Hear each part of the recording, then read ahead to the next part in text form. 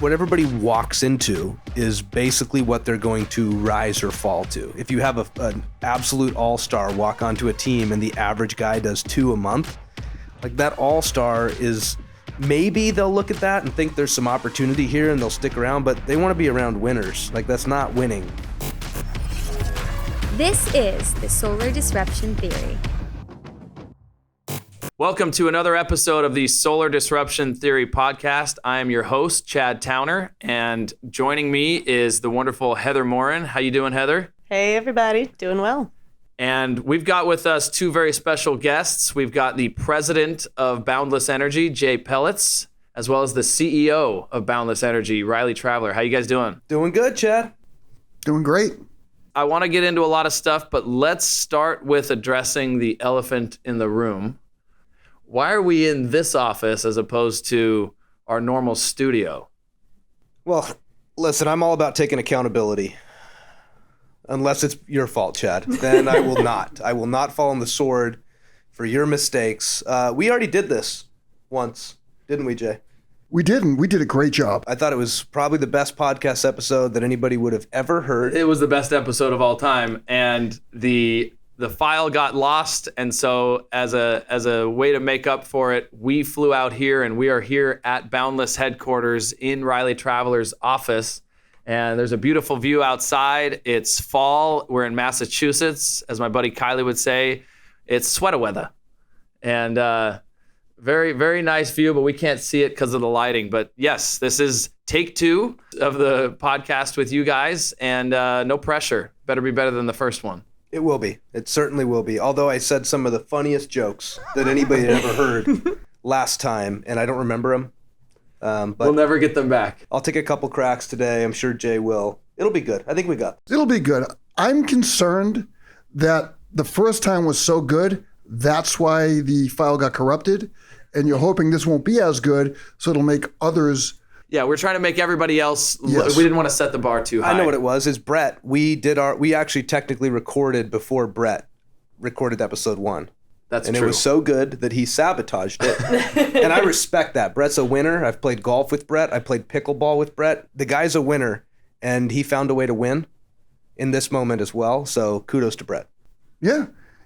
You've never beat him in pickleball, so. It's true. If you're not cheating, you're not trying. So, all right, well, let's dive in because you guys are absolutely on a tear right now. Your company is taking off. We've been partnered together for a little over almost 2.5 years now. It was the middle of COVID when you guys first partnered with Freedom Forever.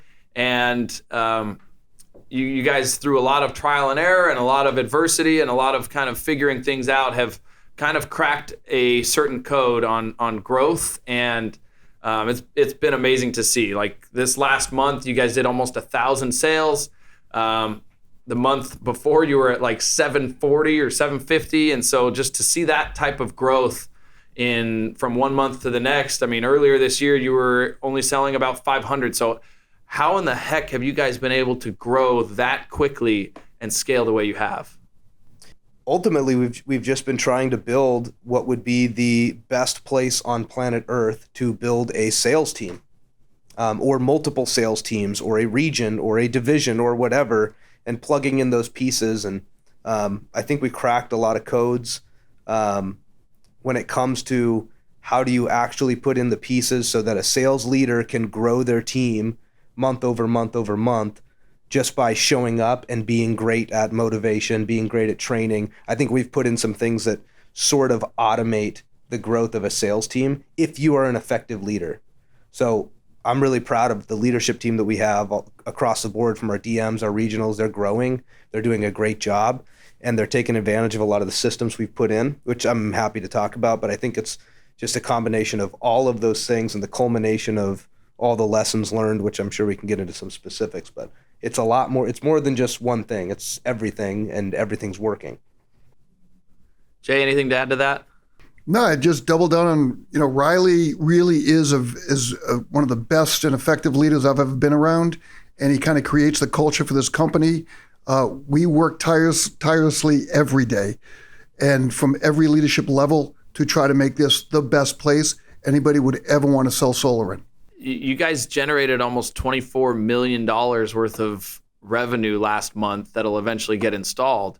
But that was October. So like typically the average sales company, especially in the door-to-door or especially in the solar space, they ramp up in the summer and then they plateau, and then the fall they just kind of start declining every single month. And nobody does more in October than they did in September, but you guys did. Nobody does more in September than they did in August, but you guys did. So there's got to be more to it than just leadership. Like, I know you guys have been working on a lead gen program and a way of scaling kind of these setter closer model. Has that been a big piece to your guys' growth? Are you guys still doing that, or have you pivoted? No, we're still doing that. You say it's not just leadership. I mean, it is just leadership. Here's what I'll say. So if anybody's listening and they're like, they might be listening to this and trying to get something from it. Well, here's what we did. Okay, here's the blueprint.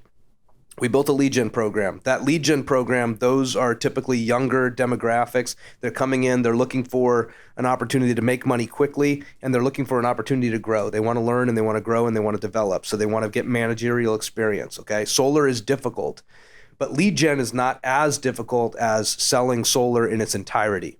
So you can learn lead gen really quickly, and then you can start developing some of those soft skills like managing people, managing expectations, mentoring others.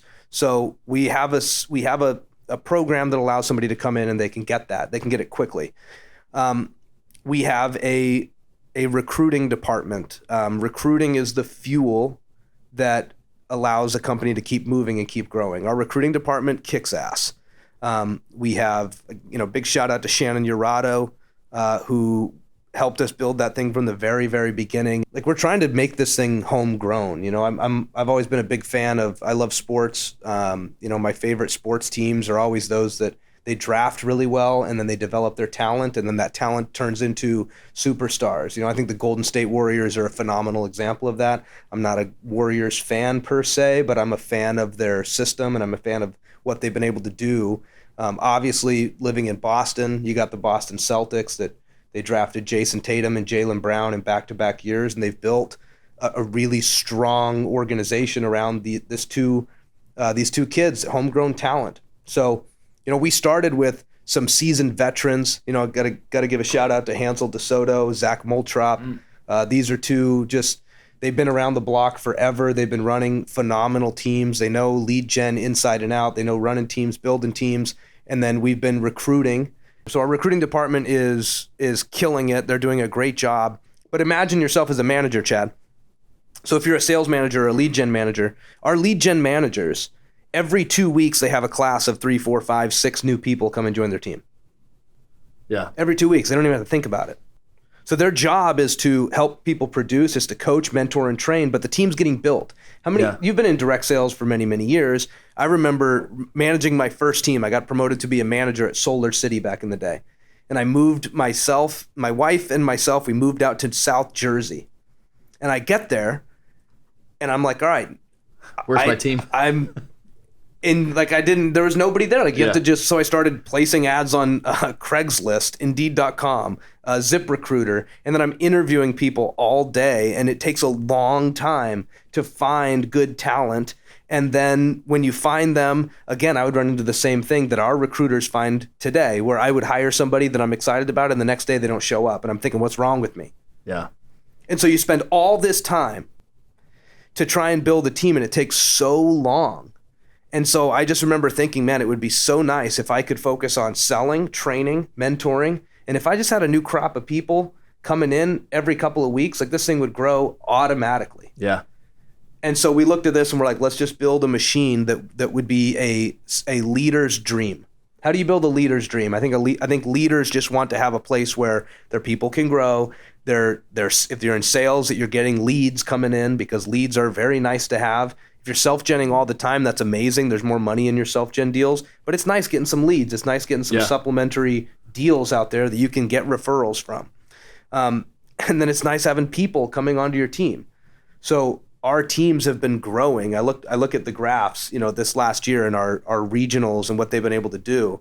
And just about every single one of our teams, it's not that we as an organization grew. We didn't go out and open up 10 new territories to double our sales volume. I'm not interested in that. The original territories that we started with this year are twice as big and selling twice as much, and they're making twice as much money as they were earlier this year. So that's where our growth came from, is all of our people are making more and doing more. It's not that we just spread it out across more people. Yeah. That's not what we're doing. I want to see people grow. I think that's what we enjoy doing. At the end of the day, that's what puts a smile on your face, is when somebody makes really good money, or they, that's what's awesome about solar, in my opinion, is the way it can just change somebody's life. Like, it really can.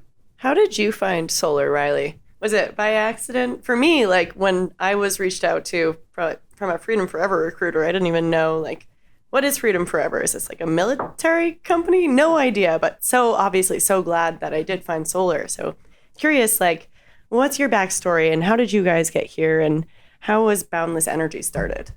Well, we both found it by accident. I'll give the Reader's Digest version of how I found solar. I had a really good friend in college. His name is James. If you're listening to this, James, shout out. I slept on James's couch many nights because we'd have parties at his house, and I'd end up just sleeping there. Nice. And he graduated the year before I did. This is 2012. And he went and started selling. He knew somebody that was one of the early founders of Vivint Solar. And so he went and started selling solar for Vivint. And then a year later, I was getting ready to graduate, and he reaches out to me and says, "Hey, I'm moving to Tucson, Arizona. I'm opening an office for Solar City. You should come check this out." I was going to go to graduate school. And then I went and checked it out. I went down to Tucson, and I kind of couldn't believe that the product was so good.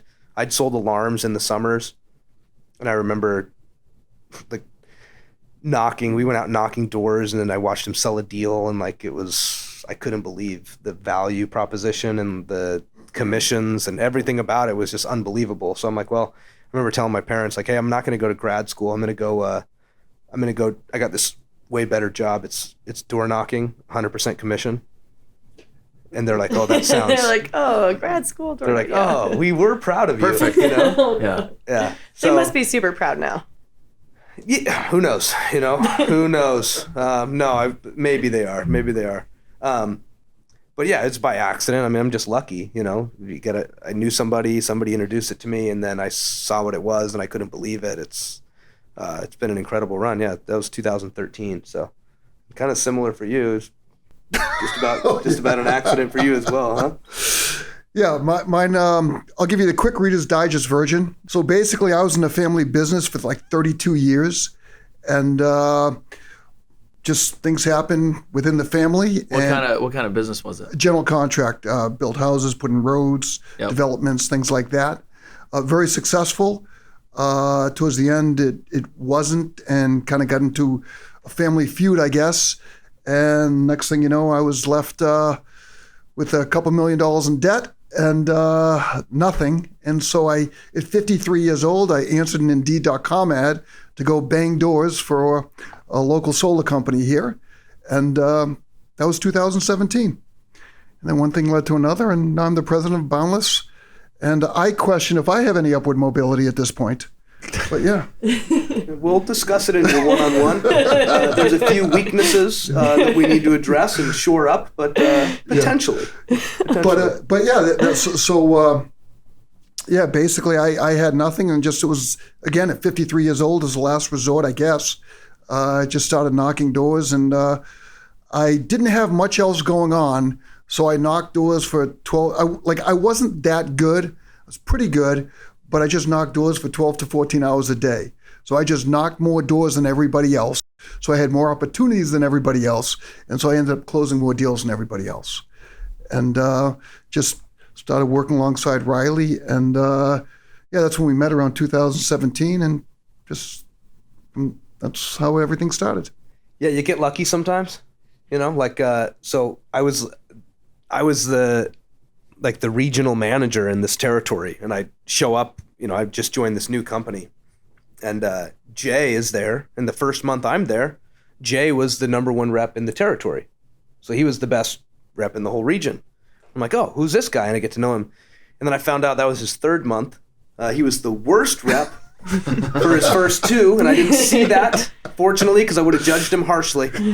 But I didn't see that. I just showed up, and Jay was the best guy in the territory. And so I started getting to know him, and I'm like, this is unbelievable. Like, how lucky do you get? You got this seasoned veteran, and I don't mean that, like, not making an age reference here, like, but you're just a veteran in terms of your work ethic. No, but Jay's wise. He's smart. He has experience. He's been successful for many, many years. So we started working together and talking all the time. And it's like, this guy's amazing. How does this guy end up as a canvassing rep on one of your like, you just get lucky, right? And I think I look at solar. I look at the solar industry in general, and I wake up a lot of times, and I'll kind of pinch myself a little bit, because like, just we're all very, very fortunate that so many good breaks have happened. The investment tax credit that's kind of that propped up the industry originally, that getting extended. Like, there's so many things that if something goes another way, it's just not quite as good. The opportunity is not quite there. People that just show up in your life that you had nothing to do with. It's just like, what, you wake up and all of a sudden there's this amazing person in your life that adds value every single day. That's been Jay. So really grateful to you. I will not make any more heartfelt comments the rest of this episode because I don't want to make him cry. He's very emotional. But I will tell you something kind of funny is that as we're discussing this, we realize how fortunate and blessed we are. Literally, we don't stop often enough to appreciate the opportunity that we have, how much we've grown, the relationships that we have, actually with all the partners, Tyson, Bill, Mark, Derek, and we've got such a great core of people that we just love waking up to every day, that we trust. And we don't talk about that enough, because normally it's, we have the pocket door between the office, and one of us is coming into the other's office, usually with a complaint about something that's not going right, or something that somebody said that we weren't happy about. We're talking with each other. And so it's actually nice to reflect a little bit. Yeah, the first episode that we recorded that will never air or never see the light of day, you guys had nothing good to say about each other. So right now it's the polar opposite. Maybe a lot's happened. Well, we had a much better month this last month. It's the solar bipolar, solar coaster. Yeah. This month he's the greatest CEO literally of any company I can even imagine being on earth. Speaking of like the culture, this term, when I first met you 2.5 years ago, you guys would use this term, adult solar. Mm-hmm. I don't know who came up with it. Where does that come from? Because I fell in love with it. You stole it. Okay. I stole it from Harness. I stole it from Bo Fulkinga and Dan Dunn. Good guys. They run a good business as well. We tend to have an older demographic than most solar companies. I bet you, if you were to take the... What are you laughing about? You think I'm going to make an age joke about yes, you are. It's inappropriate to do on a podcast like this. That would be inappropriate 5 for me years to from make now, I'm fun of collecting your age. Social Security. Yeah. But it's perfectly appropriate in the office setting, just not on the podcast. Not on the podcast, right? Like, it's offensive. For example, I'm 32. Jay, you are 59. 59. So our average age is pretty, it's much higher than 32. Skews high. So, but if you were to go out, like you saw our sales team today, our Massachusetts team, I mean, those are professionals. I think solar has been dominated by young door-to-door reps, and I think that there's a slight danger to that, and a lot of it's been transient. There's a lot of like move to this place, blitz this area, and then leave it. I don't think that I'm not saying that every organization that does that does a poor job. I'm sure there's plenty of them that do a phenomenal job. But one of the things that I'm very cognizant of, and I think we as an organization try really hard to do, is to just be good stewards of the communities that we're in and of the people that we're serving, of our customers. We're in solar to make money, but we're not going to be raking people over the coals and charging $7 a watt or $6 a watt. There's a fair price of going solar, and people should make money. If you sell a deal, you should make money. Like, you deserve to make money. You brought a lot of value there. If you're busting your butt every day and you're not getting at least 6 to 8 deals a month, like, I've said before, this is the best industry. It's the best way in the world to make six figures, multiple six figures. And it's like the worst way in the world to make like 50 grand. Yeah. Like, because the money it comes in chunks and it comes infrequently. So if you're making $50,000 selling solar, it feels like you're broke. Yep. Like 80% of the time. You're rich for 3 days and then you spend all that money on the bills that you're overdue on. And then, it's a tough way to live. So getting consistent, selling consistently, selling high volume, and that all comes with just being a master of your craft, perfecting your craft, taking good care of your customers. Like, once you have a customer base, you should be able to eat good forever. Just our people in our culture, it's not really all about age. It's about maturity and it's about accountability, and it's just about taking ownership of your situation. Like, we don't really listen to excuses very much. It's pretty rare that somebody comes in and starts blaming somebody else for their problems nowadays, because they just it's like you're just ignored if you do that. Like, that's not real. Like, your problems are your own problems. And in most cases, you are cause to many of your own issues. Maybe not all, but the vast majority of the issues anybody's facing is probably their own cause. Let's talk about that for a minute, because a lot of the teams out there, a lot of freedom sales dealers, kind of breed these college kids into these door knockers. I was one of them. Yeah, me right? too. And yeah, so we all kind of come from this world, and there's a lot of good that creates and that can provide, but there is this kind of darker potential negative side where, and I don't know if it's everybody just gets so competitive, or they just have such a short-term mindset around what they're selling or solar, or how long is this going to be around, but they just want to make as much money as they can, as quick as they can.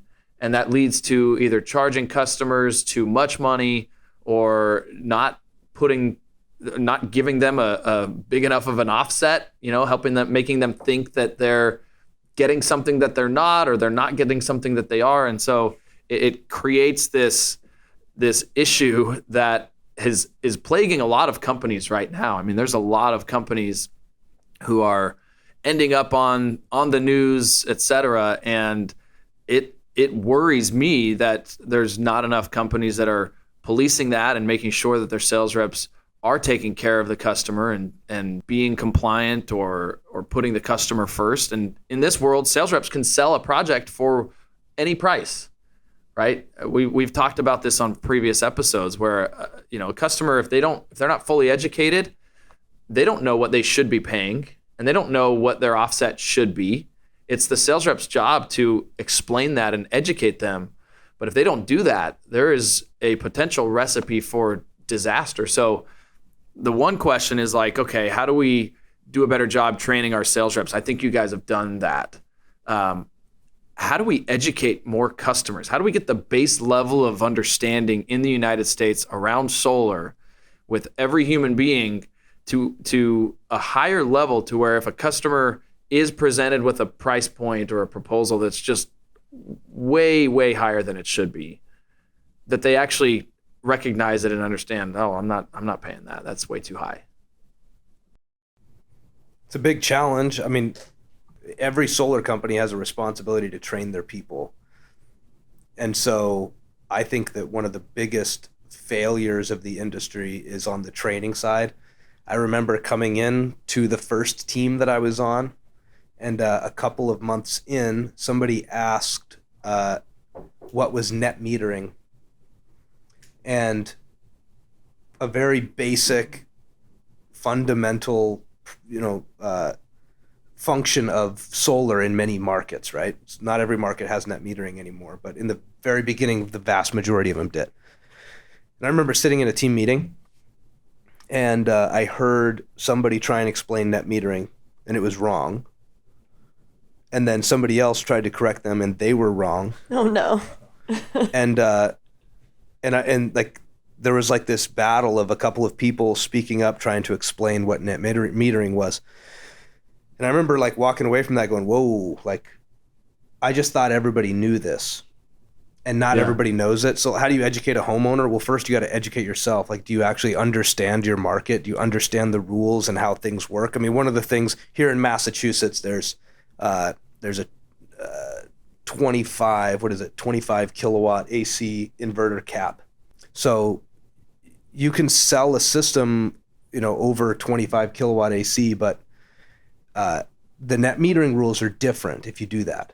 So I see, there's some companies out here, one of them's a really big one. I'm not going to name them, but I see their reps posting on social media all the time about this 28 kilowatt job that they sold or this 40 kilowatt job that they sold. And I know that those customers don't get net metering. They don't get the same net metering rules. Their buyback rates are different. When you go above the cap, you're changing you're in a different block, you're in a different category. Yeah. And I look at it and I'm like, wow, we have a very uneducated sales force speaking to the population about solar and frankly giving a bad name. I mean, when you go out and talk to random homeowners, the sentiment about solar is not overwhelmingly positive. In fact, it may not even be positive at all. So it's an uphill battle. Why is it such an uphill battle? Well, I think it's because we've been in this game. People have been pushing solar and making false claims for years and years and years, and I think it's made it more difficult. It should be easier. Every day should be easier and easier and easier. Every customer should be easier and easier to talk to. Yeah. Because more social proof, more people understand it. The proof's in the pudding, right? It works.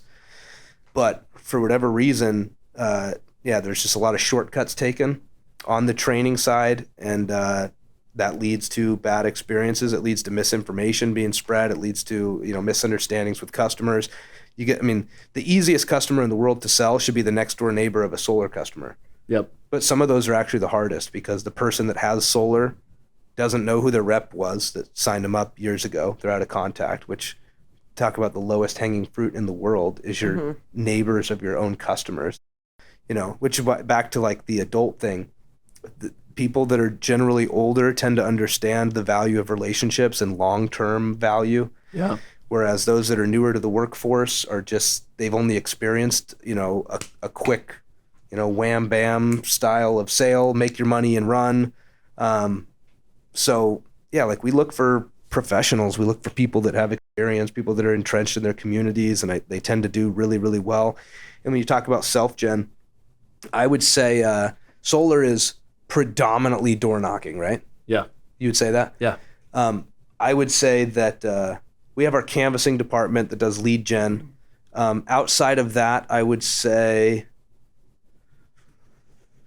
maybe 10 to 20% of our self-generated deals are from door knocking.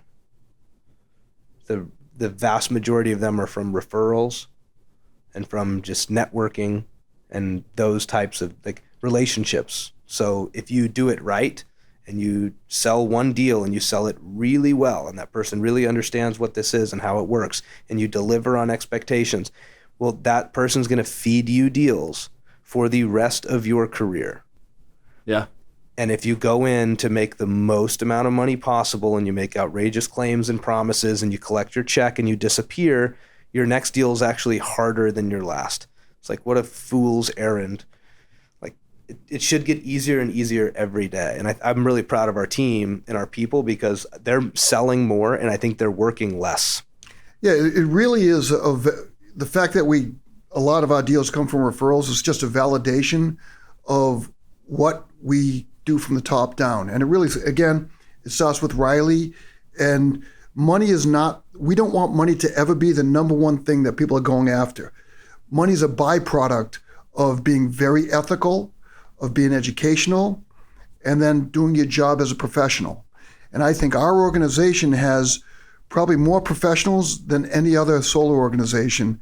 And it's because what the culture is from the very, very top down is that's what's important to us.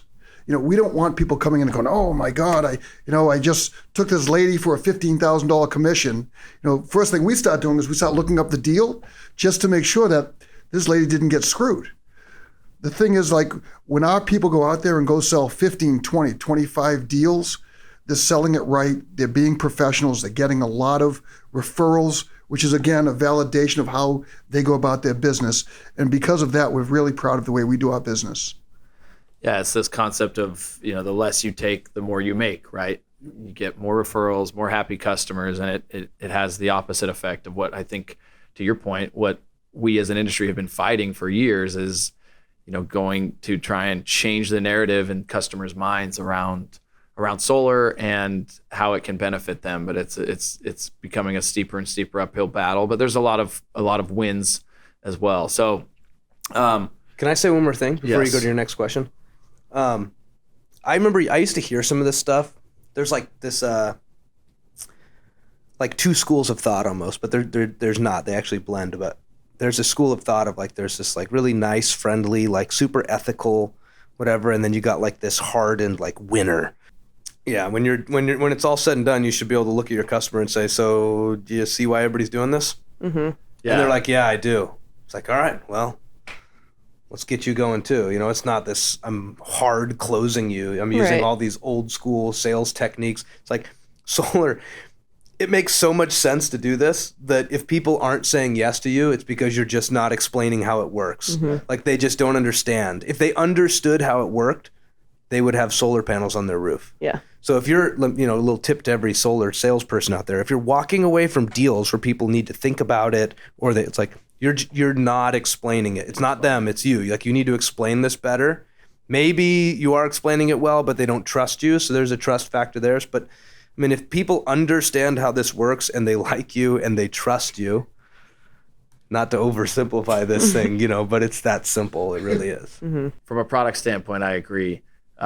It seems like you guys are just all in on quality over quantity when it comes to your sales reps, their ability to explain. And I think that is a good start to get the rest of the masses to understand, like give them the base level of understanding, because they may then, if they understand it, they go solar. To your point, they could then talk to their neighbor and give them a little bit of knowledge about it, as opposed to the rep who goes in, smashes in some high price per watt system, and neighbor asks them, "Hey, what'd you get? What'd you pay for?" And they're like, "I don't really know." Right? So it probably does start with the sales reps, which ultimately kind of starts with you guys, right? With training. And so going back to what you said earlier, as a leader, you're selling, training, recruiting, and mentoring. That's kind of the typical responsibility load for a manager or a sales leader. Not recruit in our company, not recruiting. But what you guys have done is you've taken a lot of that recruiting responsibility out of it, and so they can just focus on selling, training, and mentoring. And the recruiting, it just comes in like a faucet every single month. They spill in, and you guys just have this new wave of people to train. And We have a recruiting department. They do a phenomenal job. If we see that we have a team that has a really high per rep average, we know it's time to hire more reps onto that team, because they can bring people in. They're coming into a great culture. So we kind of point and shoot the most people to the best teams, and so we do that. And then they go through a training program. They spend a week with Bruce Hodges, who's been with us from day one and grown as a phenomenal leader. He takes everybody through training and takes really good care of them, teaches them the basics, makes sure we cross all the T's and dot all the I's. And I actually think a lot of solar companies do a great job of selling the dream. Yep. And I think very few of them do a great job of helping people execute on that dream. I think the saddest story of solar is the Green Day wrote a song about it, Boulevard of Broken Dreams. Yeah. Yeah. walk the lonely road. They've walked this, and I'm not quoting. They walked a lonely road. Yeah. Will you sing it, please? No, there's so many people. It's way too often, and I've seen it. And don't get me wrong, we've even been guilty of this. I'm not saying we haven't been guilty of this. I'm just saying that we are very cognizant of the fact that when somebody joins the organization, they're coming in with expecting that they're going to get what they need to be successful. So part of it is giving people what they need to be successful. The other part of it is on them. I think a lot of solar companies in the industry today fail people, and they're not giving them what they need to succeed. They're not giving them the training and the coaching and the mentorship that they need to succeed. And it's really, really unfortunate because, if you're coming into a commission-only job and you're floundering for too long, like you're actually setting yourself back. So you can either take major steps forward or you can have a little bit of a setback. And it's sad. And I think, if there's any sales leaders out here listening, like I would say this, like your team is when you look at your team, you're looking in the mirror, right? Like your team is you. If your team's underperforming, well, you are underperforming as their leader. If your team doesn't sell much, well, you're not doing what needs to be done. Like you are creating that environment. If they're killing it, congratulations, you're awesome. Yeah, that's one of the things I love about you guys. You're all about accountability. Like your mission statement, it just talks about how, you are accountable for whatever it is you're trying to achieve. It's on you. Stop focusing on the things that you can't control. So Jay, going back to your pivot that you made in your career, you're middle-aged and you jumped into solar. I can't help but think that there aren't tens of thousands, if not hundreds of thousands of other people out there who are either currently in the mortgage business, which with interest rates right now, like I cannot imagine the type of stress they're probably feeling right now. How do people make that transition? I mean, you found solar and all of a sudden decided, I'm going to go start knocking doors. That is very, very uncommon, but therein lies the opportunity. What would your message be to those people? It does take a special, and you've knocked doors, Riley's knocked doors. It does take a special grit to go out and a determination to go out and knock doors. Knocking doors isn't for everybody, including just canvassers. That's why we go through so many canvassers. It's a great opportunity, and you've just got to be able to do whatever it takes to take advantage of that opportunity. So I started that 5 years ago. It was 2017 when I knocked my first door. And, just every opportunity that came before me, I just took and I ran with it. But if, again, somebody's in the mortgage industry right now or the real estate industry, which are both kind of on a depression and they're coming down and they want to look into going solar, which I think is on an upswing with all the new incentives that are coming out, we have great opportunities.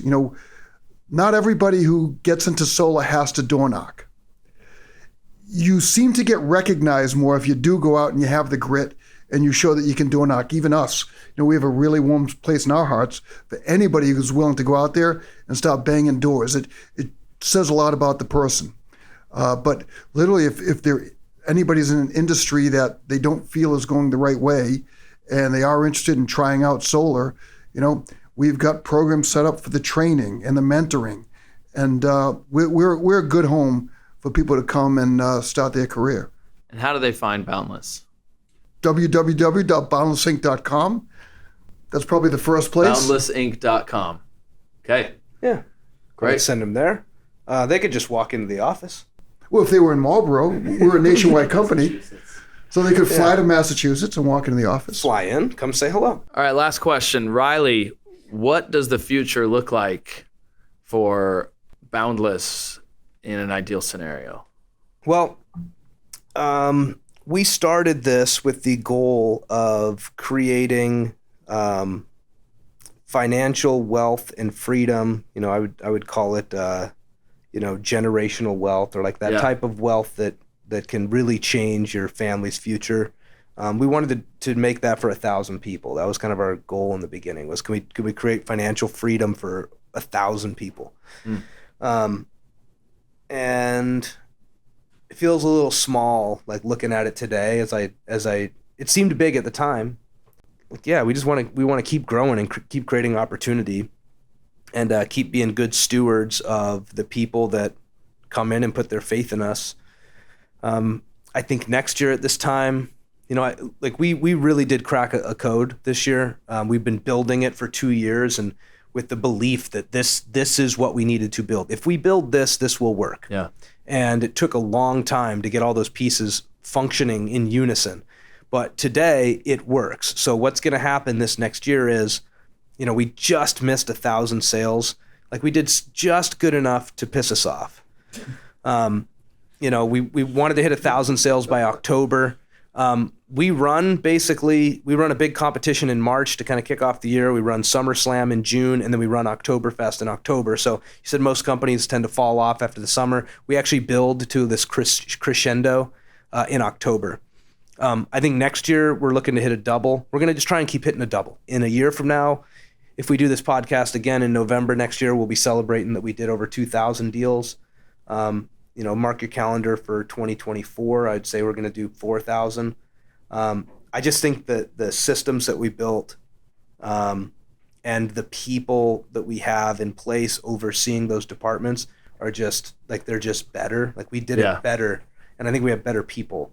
The joy of being a leader and running an incredible team is just about up there with the joy of like being a parent and watching your kids succeed, when you can help somebody come in and learn something and they make that first check and they can't believe it. Like this is, those moments, man, just recreating those. We want to recreate thousands and thousands of those. And I want to be a place where we have hundreds of leaders that are running hundreds of teams that are killing it and thriving. And I think that's what we're going to do. Is that a pretty short to the point answer? Great, concise answer. Making tens of thousands of solar babies. That's right. Jay, one last question. You are from Massachusetts, born and raised, right? Yes. All right. I've got a question for you. If I were to spell out a city and it's spelled Worcester. Yes. How do you pronounce that city? Worcester. That is correct. Yeah, makes perfect sense. Well, thank you guys for joining. This has been amazing. There's no question as to why you guys are dominating, and the recipe you guys have built is clearly working. So congratulations on all of the success. Thank you guys for joining. Thank you for tuning in, and we will see you guys on the next episode.